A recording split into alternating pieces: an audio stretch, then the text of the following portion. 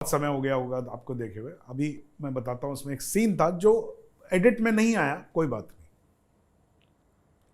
तो डकैती हो रही है। डकैती का क्या माहौल होता है? डकैती का माहौल होता है, गोलियां चल रही है, धाएं धाएं गोली चल रही है, लोग भाग रहे हैं, है ना, जो हमें याद है, जो हमारे सामने पिक्चर है। और डकैती में पैसे वैसे लूटे जाते हैं। तो पहली चीज, रियलिस्टिक फिल्म थी, तो पहली चीज हमें वहां जाके पता लगी पैसे वैसे की तो कोई होती नहीं है डकैती। क्योंकि पैसे गांव में, पैसे किसके पास होते हैं भाई? तो होती किस बात की है डकैती? डकैती में मारते क्या हैं क्या? भाई एक लाला होगा जिसकी शादी होगी उसके घर में, तो उसके यहाँ हो सकता है जेवरात उठा लें, लेकिन नॉर्मली डकैती होती नहीं है। सोने के लिए और पैसों के लिए तो होती नहीं है। तो किस चीज की होती है डकैती? तो डकैती होती है अनाज की, डकैती होती है जूते की।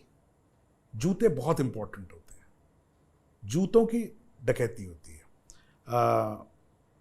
अनाज की होती है, कपड़ों की होती है, शराब की होती है।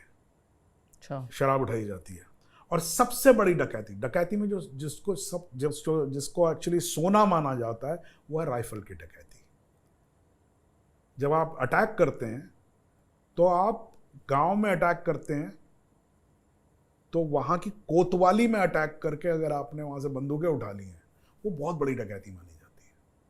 क्योंकि डकैतों में एक सिस्टम रहा है कि गैंग में बहुत सारे लोग होते हैं। अब आप मुझसे बड़े कैसे?